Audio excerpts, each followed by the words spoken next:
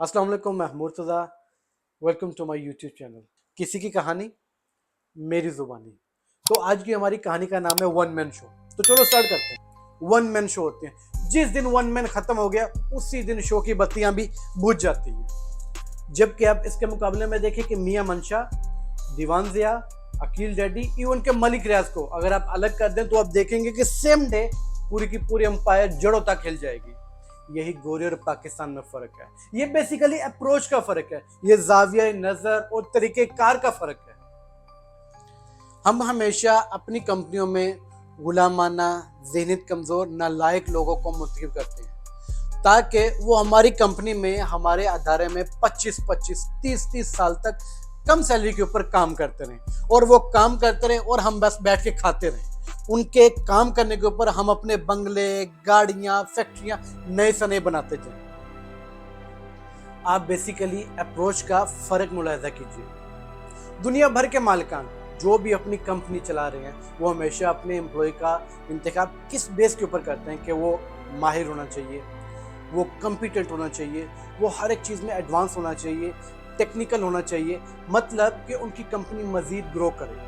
वो 1 से 2, 2 से 3, 2 से 4 ऐसे करके कंपनीज को ऐसा ऐसा बढ़ाते जाएं। लेकिन हमारे यहाँ लोग अपने इर्द गिर्द हमेशा खुशामद करने वाले चापलूसों और मुनाफिकों की फौज को इकट्ठा करते रहते हैं। हमारे माशरे में खुशामद करना बहुत बड़ी काबिलियत समझी जाती है। हमारा दूसरा खेल इससे भी ज़्यादा डेंजर है, इससे भी ज़्यादा ख़तरनाक है कि हम अपनी ज़िंदगी में अपने बच्चों को अपने हुनर, अपने तजुर्बे, अपने काम से दूर रखते हैं और उनको बड़ी बड़ी गाड़ियां, भारी किस्म के क्रेडिट कार्ड दे के बोलते हैं जा बच्चा ऐश कर, और बच्चा ऐश करना शुरू कर देता है। वो उसको किधर लगा रहा है, किधर नहीं लगा रहा है, डजंट मैटर। क्यों? क्योंकि भाई साहब उसका बाप जिंदा है, वो कमा रहा है। लेकिन जिस दिन बाप की आंख बंद हो जाती है तो वो शो भी बंद हो जाता है, वो पूरी की पूरी एम्पायर धड़म हो जाती है। हमारा ये मसला कारोबार या कॉरपोरेट सेक्टर तक महदूद नहीं है।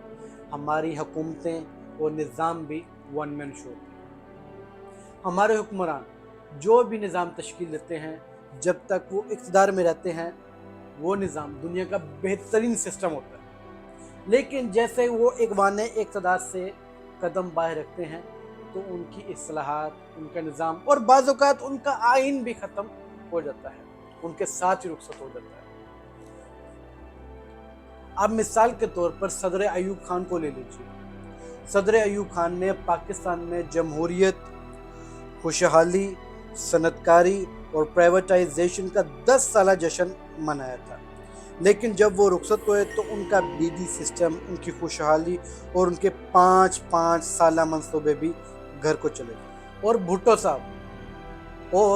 भुट्टो साहब अपने साथ नेशनलाइजेशन और इस्लामिक सोशलिज्म लाए थे और वो दोनों पॉलिसियाँ ज़ियाउल हक के दौर में फांसी चली और जनरल ज़ियाउल हक की इस्लामी इस्लाहात 1988 में हवा में उड़ी और बेनज़ीर भुट्टो की पॉलिसियों को जनाब नवाज शरीफ ने रौंद दिया और नवाज शरीफ के फार्मूले 12 अक्टूबर 1999 में भी फारिग हो गए। लिहाजा हमारी तारीख उठाकर देखी जाए तो हमारी हुकूमत की एक खूबी दूसरी हुकूमत में ट्रांसफ़र नहीं होती है।